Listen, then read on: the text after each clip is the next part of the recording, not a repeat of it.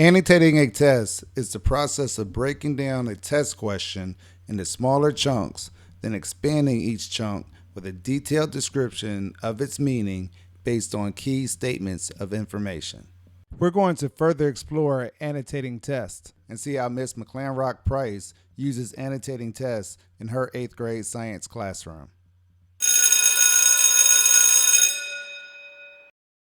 So I'm going to show you how to annotate as you are taking a test.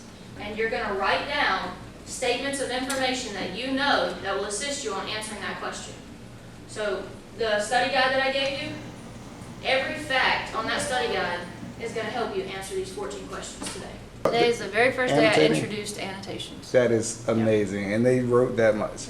They received it well, but I also told them, I'm going to give you credit for your work. You're not doing something for nothing. That you receive 100 for putting the work in or putting the effort in, just like, when you win a game, you put the effort in, and then you feel that victory. Just with giving them the study guides up front, I told them everything that they're going to be writing is from the study guide. So if you learn the statements of information on the study guide, you're just writing down what you know. How'd they receive the study guide? They received it well. They thought it was actually pretty neat. They're like, oh, so if we learn this, then we can answer the questions on the test. And I gave it to them the very first day. Okay. Before I even taught anything. And every day when we have a little bit of extra time, either for a warm-up or at the end of class, they get their study guide out and they look over those statements of information. I don't care what you made last year. I don't care what the projection is, because you can make a level 5. And I'm going to show you how today. Meet Darius. Darius and Miss Mac Price began the year with a rocky start. Let's see what he has to say about annotating tests.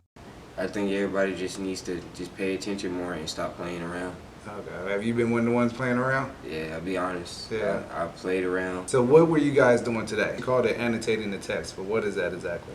You write down, like you read through questions, and you have to write down what you know.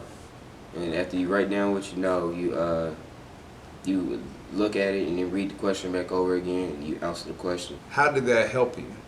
It helped me, like, by writing down the questions. It actually helps with vocabulary.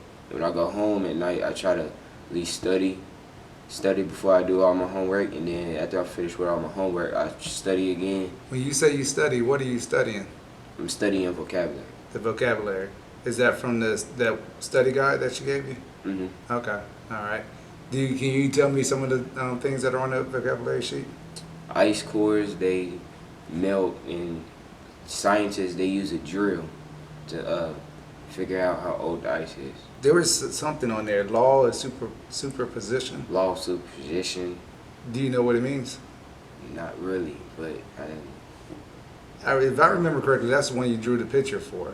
yeah, you draw a rectangle, the youngest is at the top, and the oldest is at the bottom. Reason being, because the oldest one had to be there for the youngest one to actually form. The picture helped you then, because it was interesting. When I just asked you, you didn't know you couldn't answer it, but then when you talked about the picture, you could describe the picture with no problem. Oh yeah, I like pictures instead of just words. How do you feel like you'll do on this test today?